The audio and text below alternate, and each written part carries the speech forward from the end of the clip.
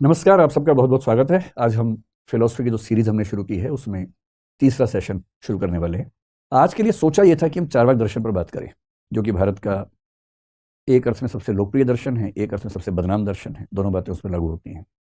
और वैसे भी जो बदनाम है ज़्यादा लोकप्रिय वही होती हैं, आपको पता है समाज में आमतौर पर ऐसा ही होता है। लेकिन जब मैंने आज की क्लास के लिए थोड़ी प्लानिंग की और जब मैंने सोचा कि एक ऐसा व्यक्ति जिसको फिलोसफी में कुछ नहीं पता अभी, उसको हम सीधे चार्वाक से शुरू करें, तो मुझे लगा कि वो जस्टिस नहीं होगा, अन्याय हो जाएगा।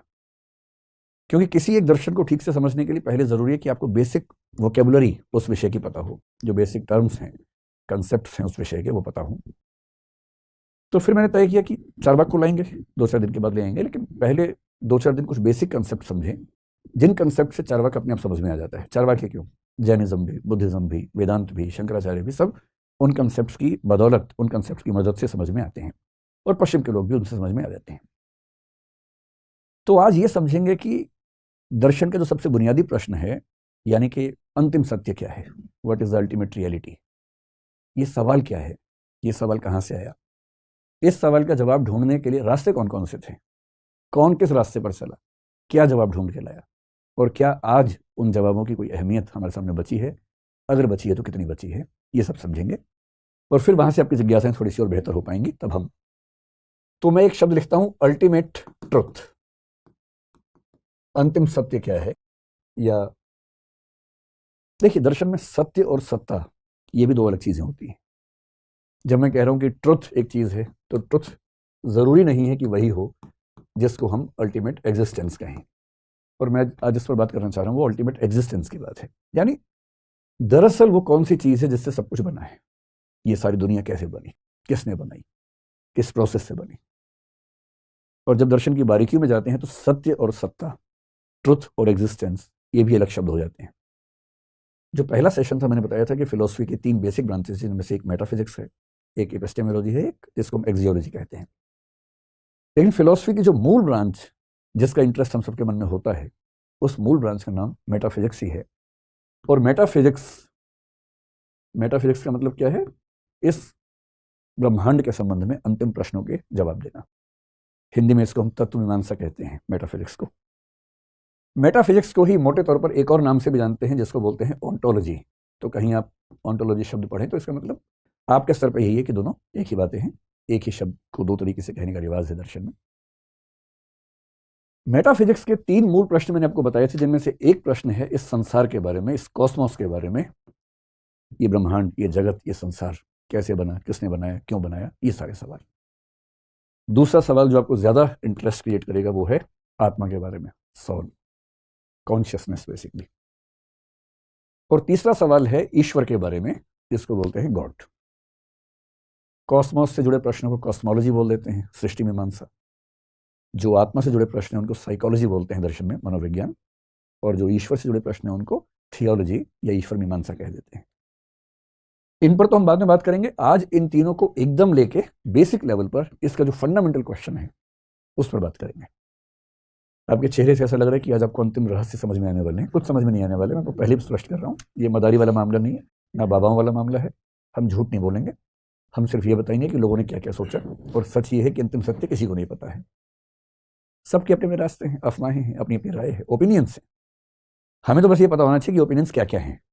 और हमें सब पता होगा तो कोई हमें गलत नहीं बता पाएगा, हम उससे सवाल पूछ पाएंगे। पढ़ाई का असली उद्देश्य पता है क्या? कि आप किसी से भी अच्छे सवाल पूछ पाते हैं। उसके बाद कोई आपको 4 बातें बताए तो आप 2 सवाल पूछ के पोल खोल सकते हैं।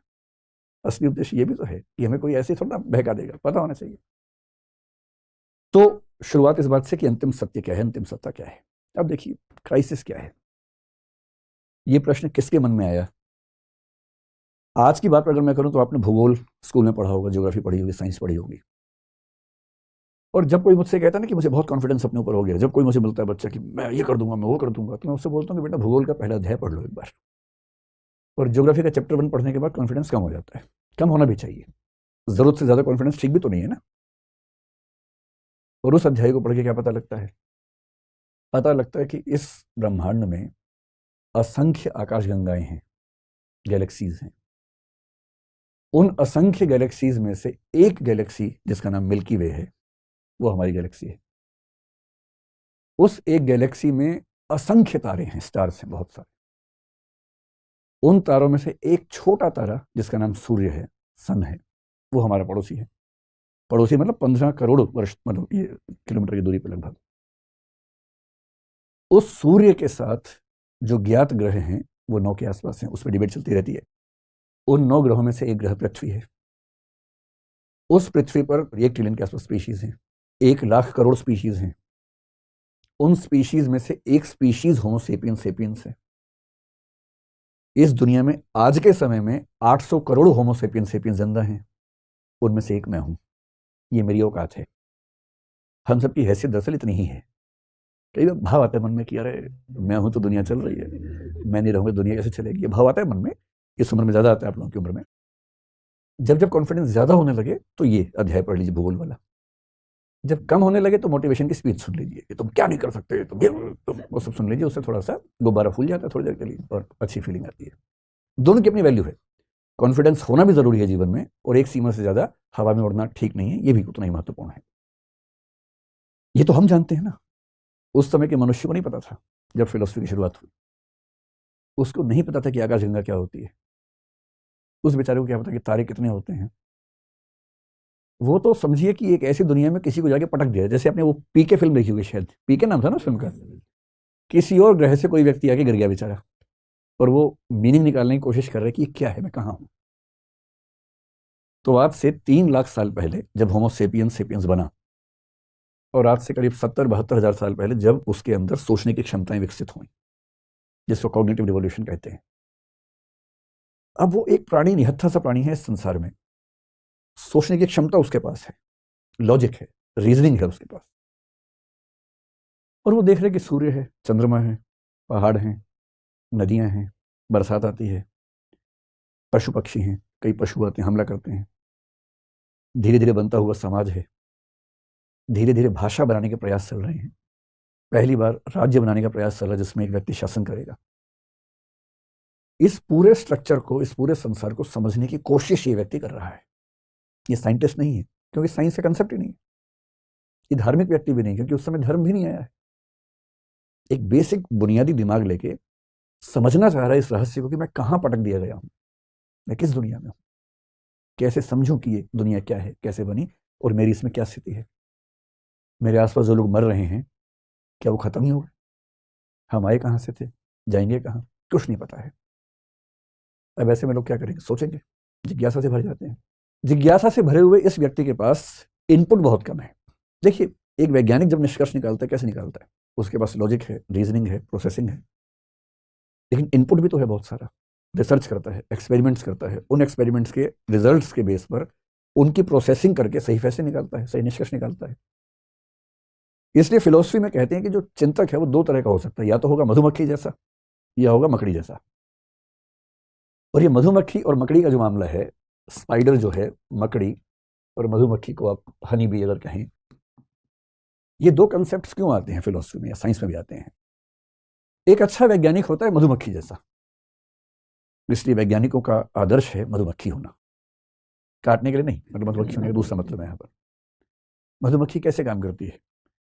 वो इस फूल पे जाके, इस पे जाके, इस पे जाके, इन सब फूल पे जाके उन सबसे पराग के कण लेके आती है, और फिर उन सबकी प्रोसेसिंग खुद करती है, और प्रोसेसिंग करने के बाद क्या बना लेती है? हनी बना लेती है, शहद बना लेती है। यानी वो प्रोसेसिंग खुद करेगी, लेकिन प्रोसेसिंग जिस चीज पे करेगी वो इनपुट्स बाहर से लेके आएगी, यहां से लाएगी, यहां से लाएगी, यहां से लाएगी, रियल इनपुट्स होंगे। और उन इनपुट्स की प्रोसेसिंग अपनी उन क्षमताओं से, जो क्षमताएं ईश्वर ने, प्रकृति ने उसको दी हैं, उनसे प्रोसेसिंग करेगी, और तब जो निचोड़ निकलेगा उसको हम शहद कहते हैं। ज्ञान की दुनिया में इसको आप निष्कर्ष मान लीजिए, जजमेंट मान लीजिए। पर मधुमक्खी बन सके इसके लिए इनपुट बाहर से मिलना जरूरी है। अगर इनपुट ही ना हो तब क्या करें, या कम हो तब क्या करें? तो मकड़ी बनना पड़ता है। और मकड़ी की खास बात यह है कि मकड़ी जो जाला बनाती है, उस जाला बनाने में प्रोसेसिंग भी वो करती है, और उस जाला बनाने का जो कच्चा माल है वो भी अपने अंदर से ही निकालती है। यानी कॉजेशन की दुनिया में, कारणता की दुनिया में, तकनीकी शब्द हैं, आप परेशान होंगे, बस ये समझें कि कच्चा माल निकालने से लेकर उसकी प्रोसेसिंग तक का सारा काम मकड़ी खुद ही करती है। फिलोसफी में इसको बोलते हैं कि वो मटेरियल कॉज भी खुद है, उपादान कारण भी खुद है, और एफिशिएंट कॉज यानी कि निमित्त कारण भी खुद ही है, दोनों खुद है।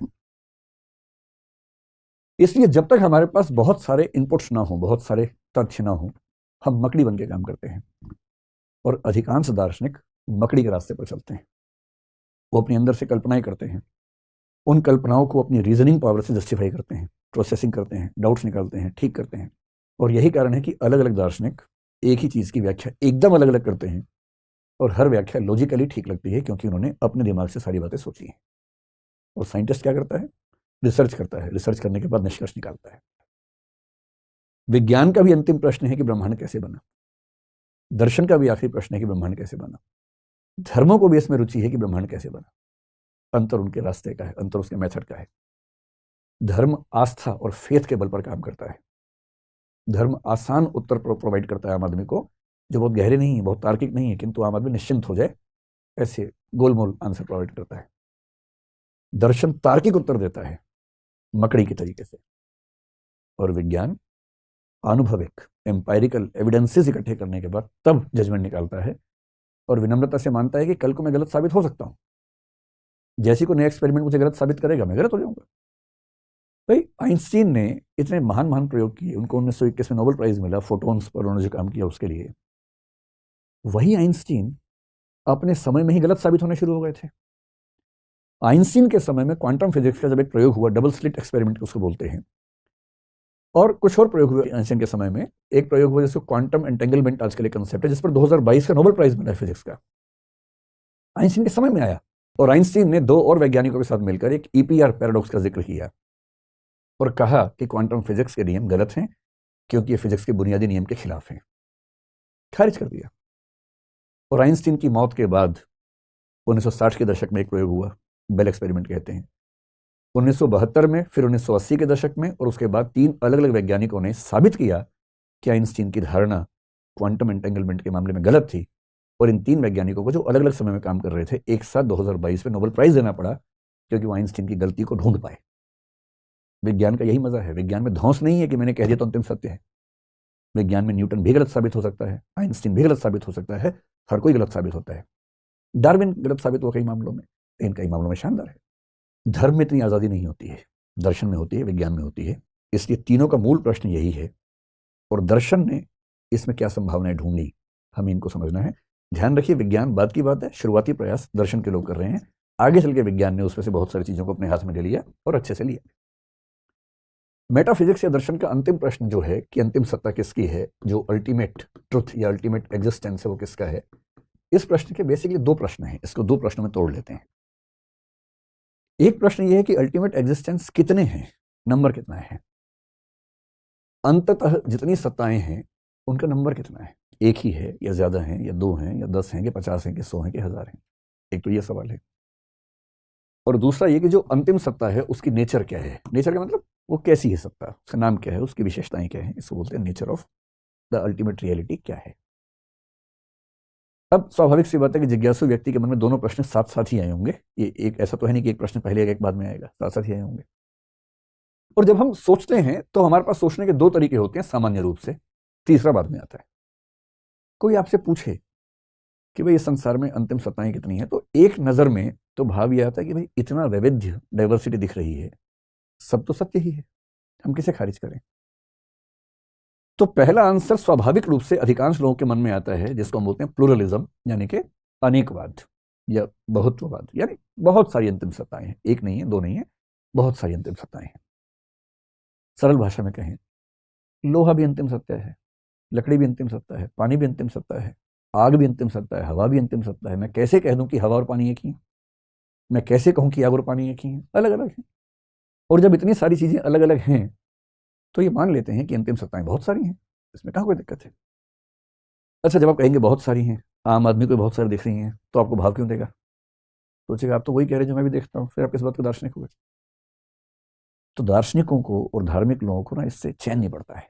उनको लगता है ना, इतनी सारी डाइवर्सिटी के मूल में कुछ तो होना चाहिए, कुछ तो होना चाहिए।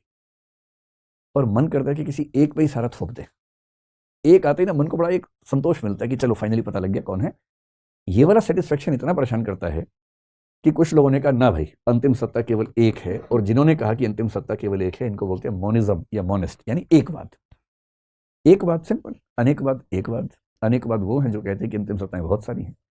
एकवाद या एकवादी लोग वो हैं जो कहते हैं कि अंतिम सत्ता एक है बस। लेकिन इस बीच में कुछ और लोग उभरे और बोले कि ना, अंतिम सत्ता ना तो अनेक है ना एक है बल्कि दो हैं, और इनका नाम पड़ गया ड्यूअलिज्म या द्वैतवाद, जिसका मतलब है कि अंतिम सत्ताएं दो हैं। अब आप सोचेंगे कि दो का लफड़ा कहां से आ गया? अनेक समझ में आ रहा है कि बहुत सारी हैं। भाई जैसे आप यहाँ पर इतने सारे लोग हैं, मैं कैसे कह दूं कि मतलब लक्ष्मण जो है और जो दूसरा व्यक्ति है संजीव है एक ही व्यक्ति है? नहीं, अलग अलग व्यक्ति हैं, आप सब अलग अलग व्यक्ति हैं। और यदि मुझे सबको रिड्यूस करना है तो मैं एक नहीं करूंगा ना कि एक ईश्वर है, उसी ने आप सबको बनाया। ये दो की बात कहां से आ रही है? लेकिन दर्शन में खास समस्या है जिसकी वजह से कुछ लोग ड्यूअलिज्म की बात करते हैं, और उनकी मजबूरी है करने की। क्यों करते हैं? अगर आप ड्यूअलिज्म का आंसर सुन लेंगे तो बात सारी स्पष्ट हो जाएगी। ड्यूअलिज्म कहता है कि एक सत्ता है मैटर की और एक सत्ता है कॉन्शियसनेस की। मैटर को हिंदी में बोलते हैं जड़ पदार्थ या भौतिक पदार्थ, कॉन्शियसनेस को हिंदी में बोलते हैं चेतना या चेतन पदार्थ या चेतना कह लीजिए उसको। ये सारा खेल कैसे हो रहा है, अगर इन दोनों को समझेंगे तो पूरी कहानी स्पष्ट हो जाएगी, पूरी की पूरी कहानी स्पष्ट हो जाएगी। क्या कहानी है देखिए, ये मैटर कॉन्शियसनेस की कहानी कैसे काम करती है। इस दुनिया में जितनी चीजें हैं ना, हम कोशिश करते हैं सबको सेट करते हैं कि एक के अंदर ही सेट हो जाए, कोशिश करके देखते हैं, ठीक। तो मैं जितनी भी चीजों को बांटूंगा तो मैं पाऊंगा कि या तो मैं उनको एक वर्ग मैटर में सेट कर सकता हूं, या मैं उनको एक दूसरे वर्ग कॉन्शियसनेस यानी कि चेतना में एडजस्ट कर सकता हूं। जैसे लोहा है, लोहे को कहां रखेंगे आप? तो आयरन यहां आ गया। पानी कहां आएगा? यहीं आ जाएगा। आग कहां आएगी? आग भी यहीं आ जाएगी। हवा कहां आएगी? हवा भी यहां आ जाएगी। कई लोग बोलते हैं कि हवा यहां आएगी, नहीं, हवा वहां नहीं आएगी, हवा भी मैटर है। ये सब कुछ यहां आ जाएगा। लोहा, लकड़ी, जो जो भी आपको समझ में आता हो इस तरह की चीजें, वो सब यहां आ जाएंगी। लेकिन अगर मैं आपसे पूछूं कि एक चीज है विचार, थॉट, थॉट भी तो है ना दुनिया में, हम सब लोग थॉट मतलब सोचते हैं, थॉट्स हमारे मन में आती हैं। फिर आपके मन में एक चीज आती है इमोशन। जब लोग दीवाने होकर बोलते हैं, ऐसे करते हैं, मैं तेरे लिए जान दे सकता हूं, ये बकवास है। यहाँ जो दिल है वो केवल पंपिंग करता है ब्लड की। जब बहुत ज्यादा इमोशन है तो सिर के दाईं तरफ हाथ रख के बोल रहे हैं मैं तेरे लिए जान दे सकता हूँ, क्योंकि राइट हेमिस्फीयर ऑफ माइंड में इमोशंस आते हैं। इमोशंस यहाँ नहीं आते हैं, ये कल्पनाएं हैं। इमोशंस यहाँ आते हैं, राइट साइड में आते हैं। तो अगली बार जब किसी को अंगूठी उंगूठी पहनाओ तो ऐसे करके बोलना कि मैं तेरे लिए मैं तेरे लिए जान दे सकता हूँ, राइट साइड में। लेफ्ट में लॉजिक होता है ज़्यादा, राइट में इमोशन ज़्यादा काम करते हैं। तो जब आपके दिमाग में विचार ज़्यादा है तो आपके दिमाग का लेफ्ट वाला हिस्सा ज़्यादा एक्टिव है। जब इमोशन ज़्यादा है तो दिमाग का राइट हिस्सा एक्टिव है, और ये तो बिल्कुल एक्टिव, मतलब ये तो हमेशा एक्टिव रहता है। इसका काम तो ब्लड की पंपिंग करना, ब्लड की सफाई करना है। ये ब्लड सफाई नहीं करेगा तो मर जाएंगे 2 मिनट के अंदर, तो करता रहेगा। इससे कोई लिंक आपके इमोशंस का नहीं है। लेकिन अफवाह फैली हुई है, लोग कविताएं लिख रहे हैं दिल पे, लेकिन दरअसल दिल की कोई भूमिका इमोशंस में है नहीं। थॉट्स हैं, इमोशंस हैं, इसके अलावा कभी कभी आपकी विल पावर भी काम करती है कि मैं आज तो सिगरेट छोड़ ही दूंगा, मुझे कसम है मेरी मैया की अगर मैंने सिगरेट पी तो। और विल पावर से आदमी कई बार छोड़ भी देता है कुछ चीज़ें, या कुछ चीज़ें शुरू करता है। कल से सुबह 5 बजे उठ के प्राणायाम करना ही करना है, और मान लीजिए सच में कर लिया तो विल पावर है इसका मतलब। नहीं कर पाए तो विल पावर की कमी है। ये विल पावर क्या चीज़ है? ये विल पावर भी तो कॉन्शियस वाली चीज़ है ना। थिंकिंग का मामला हो, इमोशंस का मामला हो, विल पावर का मामला हो, इन्हीं से जुड़ी बहुत सारी और भी चीज़ें हैं। कोई राय है आपकी, ओपिनियन है। ये ओपिनियन क्या चीज़ है? आपका कोई बिलीफ है, विश्वास है, आपको यहाँ तक कि अंधविश्वास मान लीजिए, सुपरस्टिशन है, वो क्या है? अब आपके मन में कभी कभी आ रहा होगा कि ये क्लासिफिकेशन जैसे हो रहा है, इसका आधार क्या है? मैं आपको आधार बताता हूँ। आपने कुछ ऐसे लोगों को सुना होगा कि आपको पता है कि आत्मा पर रिसर्च करते हुए एक व्यक्ति ने आत्मा का वजन बताई 21 ग्राम की आत्मा होती है। एक रिसर्च है, बाद में खारिज हो गई वैसे वो रिसर्च, लेकिन कुछ मतलब मैं ऐसे शब्दों का प्रयोग करने से बचता हूँ, लेकिन मैं कहना चाह रहा हूँ कि ऐसे मूर्खों की बातें मत आइएगा। ये बहुत बड़ी मूर्खता वाली बात है अगर कोई आत्मा का वजन 21 ग्राम बता रहा है तो। क्यों? क्योंकि जितने लोग आत्मा को मानते हैं उनमें से अधिकांश ये मानते हैं कि आत्मा एक कॉन्शियस चीज है, और कॉन्शियस चीज का वजन नहीं हो सकता। इसलिए आत्मा का वजन बताना एक तरह का गधापन है अगर आप उसको कॉन्शियस मान रहे हैं तो। हालांकि कुछ लोग आत्मा को कॉन्शियस नहीं भी मानते, वो ऐसी बात करें समझ में आता है, लेकिन जो कॉन्शियस मानते हैं, जो कि ज्यादातर लोग हैं, आपने ये भी सुना होगा कि एक बार एक आदमी मरने वाला था, उसके कमरे की सारी खिड़कियां दरवाजे बंद कर दिए गए, कोई जगह नहीं छोड़ी गई, और जैसे ही वो मरा कांच टूट गया। मुझे नहीं पता कांच क्यों टूटा, टूटा कि नहीं टूटा, लेकिन अगर टूटा है तो उसकी वजह कुछ और रही होगी, ज़्यादा गर्मी हो गई होगी, ये सब वजह रही होगी। क्योंकि आत्मा को निकलने के लिए कांच तोड़ने की जरूरत नहीं, क्योंकि आत्मा विचार जैसी है। एक बात ऐसी हुई कि कमरा बंद है, विचार नहीं आ रहे मेरे मन में। आप सोच के देखिए, या शीशा लगा से धूप नहीं आ रही, धूप तो भौतिक वस्तु है। जब धूप जैसी भौतिक वस्तु, धूप क्या है, प्रकाश क्या है, इलेक्ट्रोमैग्नेटिक वेव है। जिसको आइंस्टीन ने साबित किया कि प्रकाश केवल वेव नहीं है, पार्टिकल भी है, फोटॉन्स उसका नाम दिया, उसी में नोबेल प्राइज मिला उसको। धूप जैसी चीज जो प्रकाश है, जो कि भौतिक वस्तु है, जब वो शीशा तोड़े बिना अंदर आ सकती है, तो चेतना, शुद्ध चेतना, जिसका मतलब है विचार, भावना। और कोई अगर आपसे ये कहता वो देखे ना कि मैं बहुत परेशान हूं, कमरे के अंदर बंद हूं और मुझे याद नहीं आ रहा कुछ भी, मेरे विचार बाहर छूट गए थे और मैं अंदर आ गया हूं, मुझे अपने विचार लाने के लिए बाहर जाना है, दरवाजा खोल दो या खिड़की खोल दो ताकि विचार आ सके अंदर। ये कुछ कुछ वैसी बात है। इसलिए ऐसे लोगों की बात में नहीं आना है, तर्क का प्रयोग करना है, दिमाग का इस्तेमाल करना है। भौतिक वस्तु क्या है? बहुत लोगों ने कोशिश की डिफाइन करने की, कोई फाइनली कर नहीं पाए, लेकिन एक दो बातें स्पष्ट हो गई। भौतिक वस्तु का पहला लक्षण यह है कि वो स्थान जरूर घेरती है, उसमें एक्सटेंशन होता है, यानी वो स्पेस लेती है, उसमें वॉल्यूम होता है। ये सबसे बेसिक कैरेक्टरिस्टिक है। जो भी चीज स्थान घेरती है वो भौतिक वस्तु है, सिंपल है। ये नहीं कि वो मोटी होगी, पतली होगी, उसको छू सकते हैं, नहीं। कई चीजें आप छू नहीं पाएंगे, लेकिन वो स्थान घेरेंगे। कुछ भी मास एंड वॉल्यूम आप कह लीजिए, लेकिन बहुत सरल भाषा में बोलते हैं कि वो स्थान घेरती है। ठीक। दूसरा कि भौतिक वस्तु जैसी भी हो, उसको कभी ना कभी किसी ना किसी तरीके से, जो हमारी इंद्रियां हैं, इंद्रिय समझते हैं, आंख, कान, नाक, जीभ, त्वचा, ये जो है 5 सेंसेस हैं, सेंस ऑर्गन्स हैं, इन 5 सेंस ऑर्गन्स में से किसी ना किसी सेंस ऑर्गन से इन्हें परसीव किया जा सकता है, प्रत्यक्ष किया जा सकता है, ज्ञान प्राप्त किया जा सकता है। लेकिन इसका मतलब ये नहीं है कि नंगी आंखों से आप देख लेंगे। माइक्रोस्कोप बनाएंगे तो भी देखेंगे तो आंखों से ही। हो सकता है कि माइक्रोस्कोप बनाने के बाद देख पाए, हो सकता है कि टेलीस्कोप बनाने के बाद देख पाए, लेकिन टेलीस्कोप में अगर इतनी ताकत है तो खुद देख ले अपने आप। देख तो नहीं पाएगा ना, टेलीस्कोप तो आपके देखने की क्षमताएं बड़ी कर देगा, माइक्रोस्कोप बहुत छोटी चीजें देखने की क्षमता आपकी पैदा कर देगा। कुछ यंत्र आपकी सुनने की क्षमताएं बढ़ा देंगे, लेकिन सुनने की क्षमता तो आपकी इंद्रियों में ही है ना, कहीं और से तो आएगी नहीं। जो भी भौतिक पदार्थ है वो किसी न किसी ज्ञानेंद्रिय से जाना जा सकता है, बेशक कुछ इंस्ट्रूमेंट्स और डिवाइसेस की मदद से जाना जाए। अब बताइए हवा क्या है? भौतिक है, क्योंकि हवा को टच होती है, स्थान घेरती है हवा। इलेक्ट्रोमैग्नेटिक वेव्स हमारे जैसे प्रकाश है, प्रकाश आप आंख से मतलब प्रकाश को फील कर सकते हैं। धूप अगर है तो आपकी बॉडी पे टच होती है, समझ में आता है कि प्रकाश है। जो इलेक्ट्रॉन्स बह रहे हैं किसी तार के अंदर, जिसको हम करंट कहते हैं, छू के देखिए पता लग जाएगा एकदम कि भौतिक है कि नहीं है। कुछ लोग बड़ी गोलूपन की बात करते हैं, एनर्जी जो है, एनर्जी चेतन नहीं, एनर्जी चेतन नहीं है। एनर्जी भी भौतिक वस्तु है, क्योंकि मास और एनर्जी को आप कन्वर्ट करते हैं, इसका मतलब है कि भौतिक वस्तु है। इलेक्ट्रॉन्स का प्रवाह भौतिक वस्तु है, चेतन नहीं है। हाँ, किसी ने बहुत बढ़िया बात आपसे कही, आपके मन में एनर्जी आ गई, मोटिवेशन आ गया, वो एक अलग एनर्जी है। यहाँ उसकी बात नहीं हो रही है। फिजिकल चीजों से बनने वाली जो एनर्जी है, वो एनर्जी भी फिजिकल है, चाहे वो प्रवाह के रूप में हो, किसी भी रूप में हो। आपने आग, कोयले में आग लगा के उसकी हीट से, उसकी भाप से टरबाइन चला के बिजली बना ली, ये सब कुछ भौतिक है। बिजली भी भौतिक है, भाप भी भौतिक है, टरबाइन का चलना, गति भी भौतिक है। ये सब मटेरियल चीजें हैं। कॉन्शियसनेस वो है जिस पर ये दोनों बातें लागू नहीं होती हैं, वो स्थान नहीं घेरती है। और ना आप इन 5 इंद्रियों से, छठी इंद्रिय जिसको मन कहते हैं, वो अलग चीज है। इन 5 इंद्रियों से आप इन चीजों को परसीव नहीं कर सकते। तो जिस भी चीज को आप परसीव 5 इंद्रियों से ना कर सकें, और जो भी चीज स्थान न घेरती हो, मोटे तौर पर मान लीजिए कि वो कॉन्शियसनेस है या उससे निकलने वाली कोई चीज है, थॉट है। क्या आप बता सकते हैं कि आपका कौन सा विचार दूसरे विचार की तुलना में लंबा है, मोटा है, आगे खड़ा है, पीछे बैठा है? नहीं बता सकते। स्थान नहीं घेरता है। भावना भी स्थान नहीं घेरती है ना। आपने कभी अपने आप से कहा हो कि मैं अच्छाई की भावना लाना चाहूँ, पर बुराई की भावना आगे खड़ी हुई है, जगह नहीं दे रही उसको, ये बुराई तो हट ताकि अच्छाई आगे आ सके। नहीं, कुछ मतलब नहीं इन बातों का, क्योंकि स्थान नहीं घेरते हैं। और 5 इंद्रियों से आप नहीं देख सकते, आप अपनी आंख से अपने विचार को नहीं देख सकते। कुछ भी कर लें, कंसेप्चुअलाइज करना पड़ेगा। और कंसेप्ट बनाने की प्रक्रिया चेतन प्रक्रिया है, जिस पर सुकरात ने बहुत काम किया, भारत में कई लोगों ने, न्याय दर्शन ने बहुत काम किया उस पर, लेकिन कोई ये नहीं कहता कि भौतिक वस्तु है। अब कुछ दार्शनिक देखिए कितना गहरा सोच रहे हैं, इतना गहरा सोचते सोचते आ गए कि हम सारी भौतिक वस्तुओं को तो एक मान लेंगे कि भाई ये सब अंदर ही अंदर एक ही है, देखने में अलग है, लोहा, लकड़ी, पानी, बिजली सब एक ही है, हवा भी एक ही है, क्योंकि इन सब में एक कॉमन फैक्टर तो है कि स्थान घेरते हैं।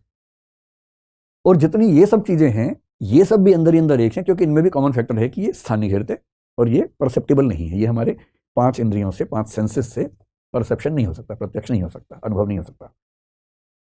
लेकिन कोई मुझसे कहे कि मैं इन दोनों को मिला के एक कर दूं, वो कैसे करूंगा?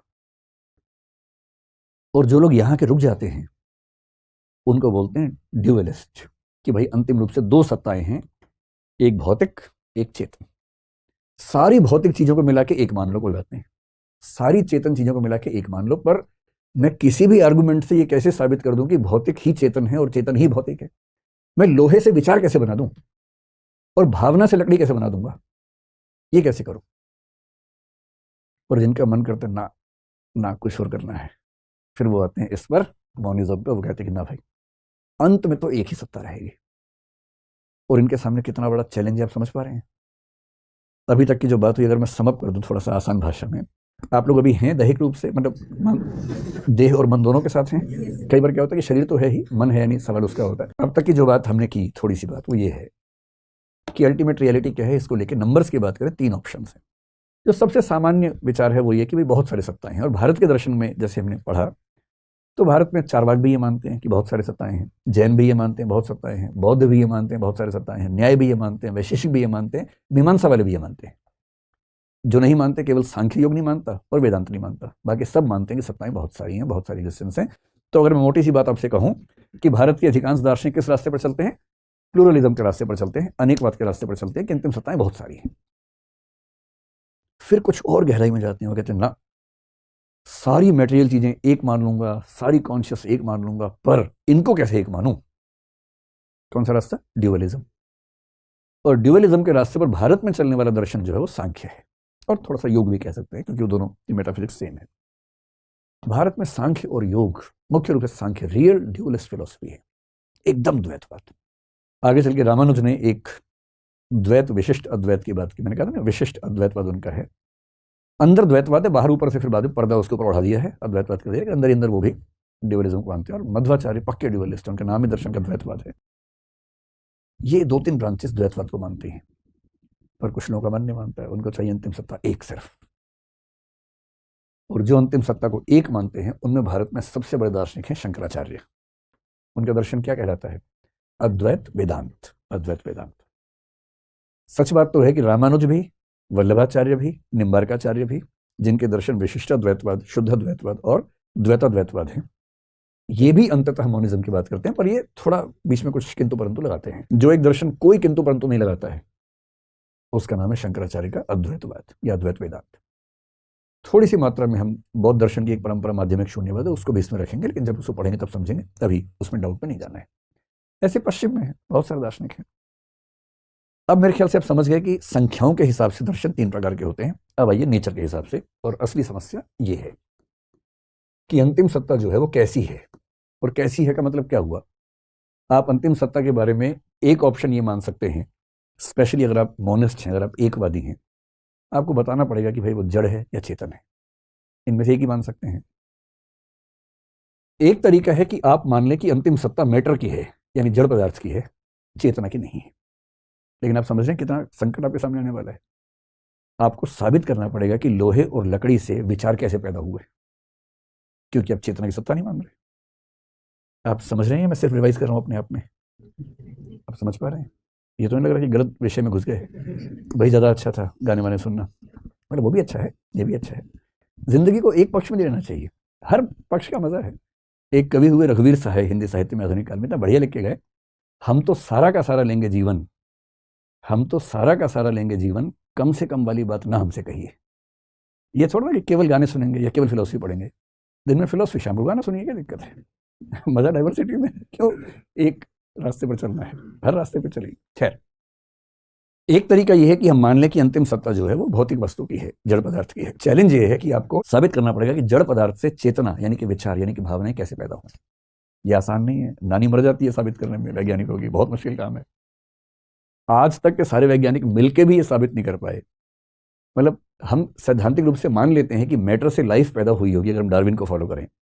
हालांकि डार्विन ने भी इसमें एक पेच लगा दिया, लेकिन आज तक किसी लेबोरेटरी में ऐसा हो नहीं पाया कि अभौतिक वस्तुओं से जीवन पैदा करके दिखा दें। आज तक नहीं हुआ है। कोशिश चल रही है, बहुत सालों से चल रही है। कहानियां हैं, हाइपोथेसिस बहुत सारी हैं, धारणाएं बहुत सारी हैं, पर एक भी ऐसा रियल एक्सपीरियंस अब तक हुआ नहीं है।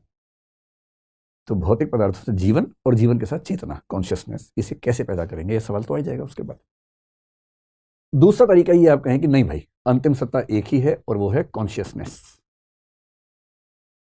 चेतना ही अंतिम सत्य है। विचार, भावना, चिंतन, मनन, संकल्प, जिसको हम आत्मा कहते हैं या आजकल की भाषा में मस्तिष्क कहते हैं, मस्तिष्क से निकलने वाले विचार कहते हैं, वो अंतिम सत्ता है। मानने में क्या जा रहा है, मान लीजिए, लेकिन तब आपको ये बताना पड़ेगा कि विचार से लोहा कैसे पैदा हुआ। दम तो करके देख लीजिए, मन में सोची लोहे का विचार, लोहा सामने आ जाए तो मान लेंगे कि विचार से लोहा पैदा हो जाता है। और अगर लोहा सामने नहीं आ रहा है क्योंकि विचार करने से तो लोहे का विचार ही आता है, लोहा तो नहीं आ रहा उससे। तो दूसरे जो वर्ग के लोग हैं, कॉन्शियसनेस को मानते हैं अंतिम सत्ता, उनके सामने संकट है कि कैसे कॉन्शियसनेस से मैटर को साबित करें।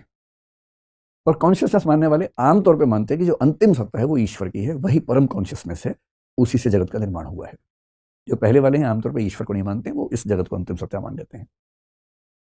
तीसरे कुछ लोग हैं और गहराई में चले जाते हैं, वो कहते हैं कि ना ये है ना वो है, जो अंतिम सत्ता है वो इन दोनों से न्यूट्रल है।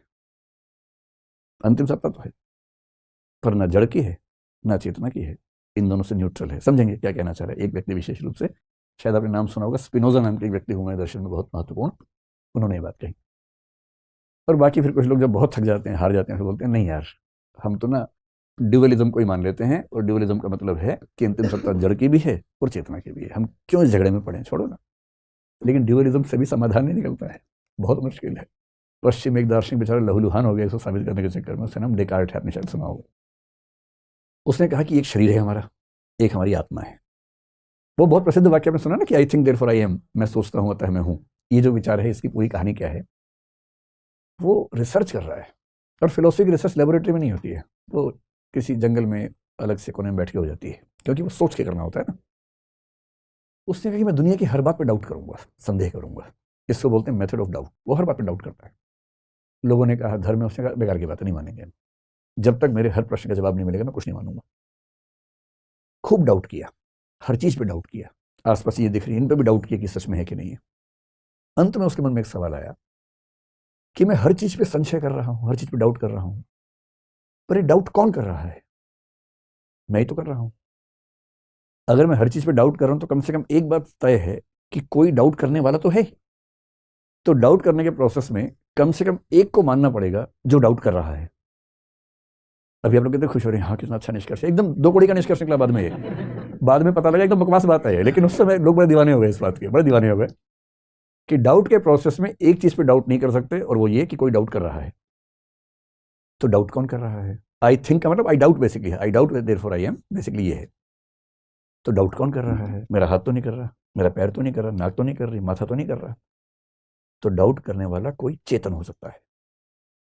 वो डाउट हो ही रहा है, इसका मतलब मेरे भीतर कोई चेतना तो है ही। और ये कहानी सुना सुना के उसने साबित किया कि आत्मा होती है। इससे साबित हुआ कुछ नहीं, पर उसने कोशिश की, उसने अपनी तरफ से साबित करने का प्रयास किया कि आत्मा होती है। अब उसके सामने बड़ी दुविधा आ गई। उससे कहा कि आत्मा कॉन्शियस है, और ये शरीर क्या है? ये भी तो आप ही हैं। हम ऐसा ना बोलते हैं कि मेरा शरीर चल रहा है, आप बोलते हैं मैं चल रहा हूँ, उसको भी तो मैं ही बोल रहे हो भाई। और जब दुख होता है, चेतना होती है, तब आप क्या बोलते हैं? मैं सोच रहा हूँ। तो सोचने वाला भी मैं, चलने वाला भी मैं, जबकि सोचने वाला मैं चेतन है, चलने वाला मैं भौतिक है, शरीर है। अब उसके सामने बड़ा क्राइसिस है। उसने मान लिया कि शरीर एकदम अलग चीज है, चेतना एकदम अलग चीज है, आत्मा एकदम अलग चीज है। अब उसको यह समझाना है कि कभी कभी क्या होता है कि मेरा मूड खराब होने से मेरा शरीर निष्क्रिय होने लगता है। सबके साथ होता है। अगर आपका मन ठीक ना हो तो बॉडी भी काम नहीं करती है, और बॉडी को चोट लग जाए तो मन भी परेशान रहता है, दुख होने लगता है, बेचैनी होने लगती है। अगर ये दोनों एकदम अलग अलग हैं तो इनमें आपस में बात कैसे होती है? मन के तनाव का असर शरीर पे कैसे होता है, और शरीर की समस्या का असर मन पे कैसे होता है? और दर्शन की बहुत बड़ी समस्या जो डेकार्ट के सामने आई, अगर भौतिक वस्तु और चेतना एकदम भिन्न भिन्न है तो आप इनके बीच में इंटरेक्शन कर ही नहीं सकते। और उसके विचार का नाम ही क्या है? इंटरेक्शनिज्म। जो वो कर करके थक गया पर साबित कुछ कर नहीं पाया। कैसे साबित? आप कल्पना कीजिए, एक कमरे में एक लोहा रखा है, इधर एक विचार है। लोहा विचार से कुछ कहना चाहता है, किसी भी तरह से कह के देख ले कैसे कहेगा। और फिर विचार चाहता है कि मैं लोहे को कुछ कहूं, कैसे कहेगा? उस विचार ने कितनी कल्पनाएं की। उसने कहा खोपड़ी के अंदर एक ग्लैंड है, पीनियल ग्लैंड है, पीनियल ग्लैंड की आधार पर इंटरेक्शन होता है। तो लोगों ने मुस्कुरा के सवाल पूछा कि पीनियल ग्लैंड क्या है, भौतिक या चेतन? अगर ये भौतिक है तो ये लोहा हो गया, ये चेतन है तो विचार हो गया, और समस्या वहीं की वहीं है। बड़ा लहू लुहान हो गया बेचारा, कुछ साबित नहीं कर पाया। मतलब उस समय के लोगों ने खूब तालियां बजाई, वाह वाह क्या सोचा क्या सोचा है। लेकिन बाद के लोगों ने, क्या सोचते हो यार तुम, क्या इसमें तुमने ऐसा सोचा? इतना क्राइसिस है। और इस क्राइसिस में कुछ लोग देखिए जिद्दी लोग हैं, रात दिन पढ़ते हैं, इनको इतना मन करता है पढ़ने लिखने का, इतना सोचते हैं रात दिन। इसलिए जो सच्चा दार्शनिक है उसका परिवार ठीक नहीं चलता है, वो दिन भर सोचता ही रहता है। उसके घर में लोग जाते हैं, खाना लेके वो देखता रहता है क्या है ये, सच में है कि भौतिक है कि चेतन है कि क्या है। वो बेचारा उस लेवल पे आ जाता है। इसलिए आप देखेंगे महान कलाकार, महान साहित्यकार, महान दार्शनिक, महान गणितज्ञ आमतौर पर अकेले ही होते हैं। आजकल तो महान राजनेता भी, लेकिन पहले ये सब लोग अकेले ही चलते थे, परिवार के साथ सजता नहीं है। तो क्योंकि जो आदमी लगातार इसमें घुसा रहेगा उससे कौन संवाद कर पाएगा। तो जो लोग मानते हैं कि अंतिम सत्ता मैटर है, इनको बोलते हैं, इनके विचार को बोलते हैं मेटीरियलिज्म। मेटीरियलिज्म को हिंदी में बोलते हैं भौतिकवाद या जड़वाद। इन दोनों का एक ही मतलब है, मेटीरियलिज्म, भौतिकवाद या जड़वाद। इनके सामने क्राइसिस केवल ये है कि कैसे भौतिक पदार्थ से चेतना को एक्सप्लेन करें। हम करेंगे इसको एक्सप्लेन, अच्छे से एक्सप्लेन करेंगे। लेकिन आज मैं चाह रहा हूँ कि इन सबका नाम आपको समझा दूं, कौन कौन चिंता के थोड़ा सा नाम बता दूं, फिर एक एक करके उठाएंगे उनका, क्योंकि भौतिकवाद में फिर इवोल्यूशनिज्म भी आएगा, डार्विन भी आ जाएगा, क्वांटम थियरी तक आएंगे, आइंस्टीन कहाँ, फिर अभी तो क्वांटम थियरी ने तो हद कर दी है। क्वांटम का मतलब होता है एटॉमिक और सब एटॉमिक लेवल पे जो फिजिक्स है, जिसको मॉडर्न फिजिक्स कहते हैं, उसको बोलते हैं क्वांटम फिजिक्स या क्वांटम मैकेनिक्स कह लीजिए। अच्छा, जब फिजिक्स शुरू हुई, जब साइंस, साइंटिफिक रिवॉल्यूशन, पश्चिम की बात अगर हम करें, भारत में तो बहुत पहले की साइंस है, उसके बाद तो ऐसे हमें नए रिसर्च कम दिखे। यूरोप में रेनेसा के बाद से साइंस का डेवलपमेंट हुआ। 15-16 सेंचुरी से हमें साइंस दिखनी शुरू होती है, जब कोपरनिकस, गैलीलियो ये सब लोग हुए। ये सब खूब पिटे धर्म के हाथों, खूब इनकी पिटाई हुई, क्योंकि इन लोगों ने कुछ ऐसे निष्कर्ष निकाल दिए जो बाइबल के खिलाफ थे। जैसे बाइबल में माना गया कि पृथ्वी केंद्र में है, सूर्य आसपास घूमता है। जिसको बोलते हैं कि जो धारणा है वो जियोसेंट्रिक धारणा बाइबल के अंदर है कि केंद्र में पृथ्वी है। कोपरनिकस ने साबित कर दिया कि पृथ्वी घूम रही है सूर्य के आसपास। इसको बोलते हैं कि हीलियोसेंट्रिक कंसेप्ट उसने दिया कि सूर्य केंद्र में है। इस बात पे क्या क्या नहीं, उसको इतनी पिटाई हुई इस बात पर कि तुम बाइबल की बात को झूठा साबित कर रहे हो। उससे मैं क्या करूं, मतलब साबित यही हो रहा है, मैं क्या कर सकता हूं। खूब उसकी भर्त्सना हुई, खूब मार पिटाई हुई, लेकिन बाद में साबित हुआ कि कोपरनिकस ही सही था। गैलीलियो ने कुछ ऐसी बातें कही, उसकी खूब ठीक से पिटाई हुई, और गैलीलियो से कहा कि माफी मांग लो, चुपचाप जिंदा रहना है। तो फिर से माफी मांग मिली, पर माफी उसने इतनी रोचक मांगी, कभी पढ़िए नेट पर जाके गैलीलियो की माफी सर्च कीजिए। उसने माफी ऐसी लैंग्वेज में मांगी, उसने कहा मैंने जो रिसर्च की पूरी ईमानदारी से, कि जो निष्कर्ष निकले पूरी ईमानदारी से निकाले, और मुझे लगता है निष्कर्ष सही है, लेकिन फिर भी किसी को खराब लगता है, मैं माफी मांगता हूँ। उसने माफी इस लैंग्वेज में मांगी, और उसके मरने के 500 साल के बाद चर्च ने उसको माफ किया। जबकि ये अपने अपने सवाल है कौन किसको माफ करेगा, लेकिन उसको माफ किया गया 500 साल के बाद। अभी 15-20-25 साल पहले के बाद उसको माफ किया गया है। तो वैज्ञानिक और दार्शनिक को तो वही खतरे झेलने पड़ते हैं, क्योंकि जब वो बोलेगा सच बात तो कईयों को मिर्च लगती है, सीधी सी बात है।